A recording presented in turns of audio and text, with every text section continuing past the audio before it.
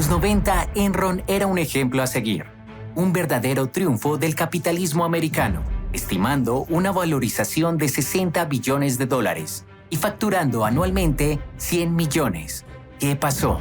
Hoy, en Camino a la Fortuna, vamos a explorar uno de los escándalos más grandes del mundo corporativo hasta el día de hoy. Así fue como Enron se desplomó. Si te gusta el contenido, no se te olvide darnos un like y suscribirte para más contenido como este. Apreciamos mucho el apoyo. Entramos en el año de 1985, cuando la empresa de energía Internorth y la empresa de gas natural Houston Natural Gas se fusionan para formar Enron. Kenneth Lay había ayudado a HNG a crecer sustancialmente en los últimos años. Fue designado como el CEO de la recién formada Enron. Enron de a poco empezó a crecer en el mercado de generación y distribución de energías y almacenamiento de gas natural. En 1987, dos empleados de Enron, Luis Bourget y Tom Mastroni, encargados de una operación denominada Valhalla, fueron descubiertos apostando fuera de los límites normales con el dinero de Enron, moviendo dinero de Enron a sus propias cuentas, haciendo ver que la operación Valhalla estaba recibiendo ingresos sostenibles. Cuando Enron se dio cuenta del nefasto fraude de sus dos empleados, Kenneth no le dio importancia, diciéndoles que continuaran ya que esto le estaba dando millones a Enron. Este fue el primer ejemplo de que Kenneth Lay quería triunfar y ganar dinero por encima de cualquier cosa. Meses después, los dos empleados cometen un gran error en un negocio y encuentran todas sus falencias y crímenes. En ese momento, Kenneth Lay se hizo el sorprendido y estableció que no tenía la menor idea de que ellos estaban robando. 3 años después, Bourget y Mastroni fueron encontrados culpables de fraude. En 1989, Lay estaba buscando incrementar las ganancias y negocios de Enron. Y aquí entra el infame Jeffrey Skilling. Skilling propuso un cambio drástico en el modelo de negocios. Es entonces cuando este propone que Enron pase de una distribuidora y administradora de energía y gas natural a una compañía que comercia valores y acciones en la Bolsa de Nueva York, enfocada en energía y gas natural. Skilling también trajo a la mesa el denominado y ahora infame Mark to Market dentro de la corporación. Mark to Market consistía en dar valoración a las cosas a precio a futuro del mercado. ¿Qué significa esto? Que Enron ponía el valor de sus activos acorde a su promesa y ese era su ingreso total. Si Enron hace un contrato con otra empresa por $47 millones, durante los próximos 5 años puede escribir en sus finanzas que recibió $47 millones, incluso si el negocio se cae y ya no está recibiendo un centavo. En los libros de Enron dice que recibió $47 millones. Eso significa que podían alterar de cualquier manera sus finanzas para valorizar Enron y hacer crecer más la empresa. Esta práctica iba a ser descubierta unos años más adelante. Ya se pueden imaginar esta práctica que provocó. Un cohete despegando con mucho dinero. La valorización de Enron se disparó en los próximos años y reinó en el mercado de los 90. Durante 5 años seguidos se llevó el título de la empresa más innovadora por la revista Fortune. Irónicamente, un artículo de la misma revista iba a empezar el efecto dominó. Para el año 2000 era una de las empresas más grandes de los Estados Unidos y era solo la segunda detrás de ExxonMobil en el tema de energía a nivel mundial. Para inicio de los 2000, Enron parecía imparable y su publicidad de ese año lo respaldaba. En retrospectiva, es bastante hipócrita e irónico debido a lo que pasó un año más tarde. Aunque todo parecía como un triunfo para Enron, en verdad había muchas grietas por toda la corporación. Enron se convirtió en expertos de ocultar pérdidas y maquillar sus finanzas a través de empresas fantasmas, o SPV, filiales de Enron que le prestaban dinero para cubrir problemas de flujo o pérdida en activos. Entonces, cuando alguno de sus activos presentaban pérdidas, podían maquillar esas pérdidas como ganancias usando sus propias filiales para mantener la valorización de la compañía. Irónicamente, al inicio de los 2000, en el lanzamiento de Enron.com, Enron quería entrar en el juego de video por demanda, o streaming, como ya lo conocemos, y redes de banda ancha de alta velocidad.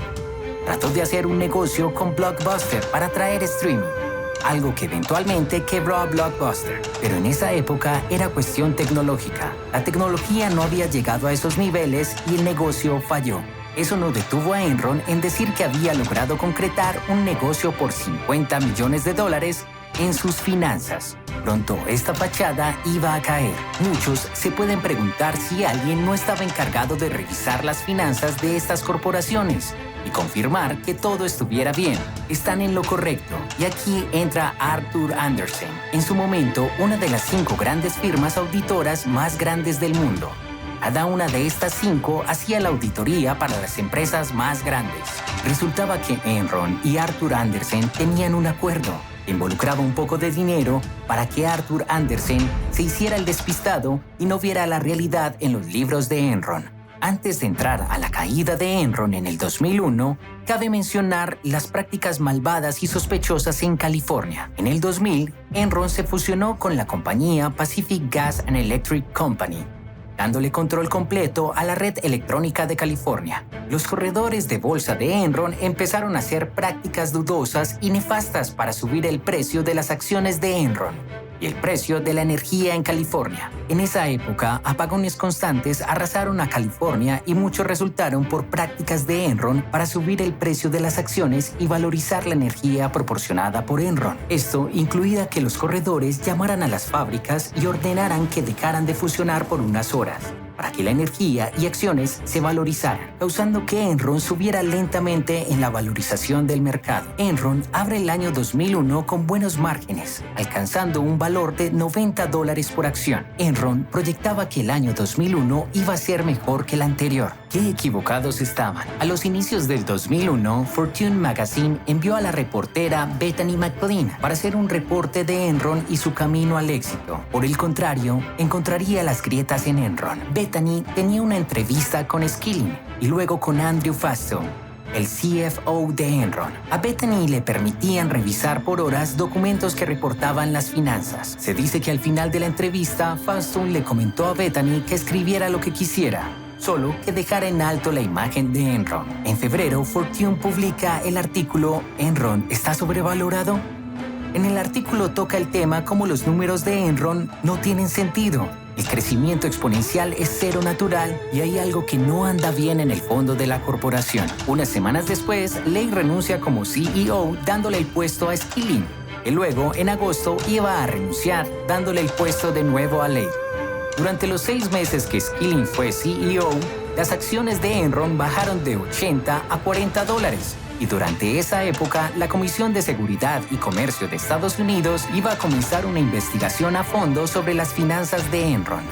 Para octubre del 2001, Lei había comenzado a liquidar sus acciones al ver que la empresa estaba a punto de colapsar y en octubre reportó su primer cuatrimestre de pérdidas en años por el bajo rendimiento de varios activos. En octubre, la firma auditora Arthur Andersen veía el colapso inminente de Enron y sabían que estaban involucrados hasta el núcleo de la corrupción de Enron y comenzaron a triturar toneladas de papeles de documentos que lo ligaban a Enron, pero esto no iba a prevenir la caída. En noviembre se reveló que Enron había falsificado sus ingresos entre 1997 y el 2000 por casi $600 millones. Esto comenzó el derrumbe total de Enron. Las acciones que al inicio del año valían $90 bajaron drásticamente a un valor de tan solo 26 centavos. Este afectó a los 20,000 empleados que eran pagados con las acciones de la compañía. Esto significó que todos sus empleados iban a perder sus pensiones y sus ahorros por la caída repentina de Enron. Al comenzar diciembre, Enron se declaró en bancarrota, concluyendo una de las caídas y fraudes más grandes en la historia corporativa. Lei y Skilling fueron acusados en un total de unos 39 cargos de fraude y conspiración para cometer fraude. Ellos obviamente se declararon inocentes, todos unos angelitos. Lei murió unos meses después antes de la sentencia de un paro cardíaco. Skilling, por otra parte, fue sentenciado a 24 años en el año 2006, en el cual cumplió 12 años de la sentencia y fue liberado en el 2019. Pagó alrededor de 20 millones en multas. Se rumora que ya un hombre libre quiere volver a ingresar al mundo del mercado y las bolsas. ¡Qué peligro! Arthur Andersen no iba a salir limpio de todo el escándalo, ya que fue encontrado culpable por destruir documentos relevantes para la investigación. Esto arrastró su reputación hasta el piso.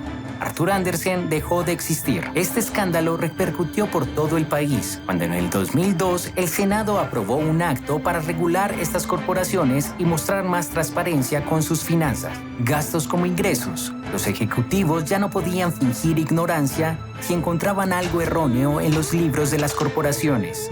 Esto significa que a los ejecutivos les iba a quedar más difícil robar. El escándalo de Enron sigue siendo un tema explosivo más de 20 años después del suceso.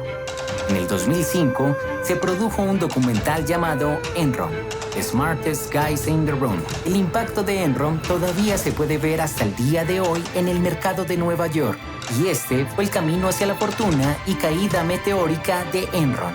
Gracias por acompañarnos en este camino a la fortuna, con un colapso catastrófico al final. Déjanos en los comentarios qué otro tema o personaje te gustaría explorar.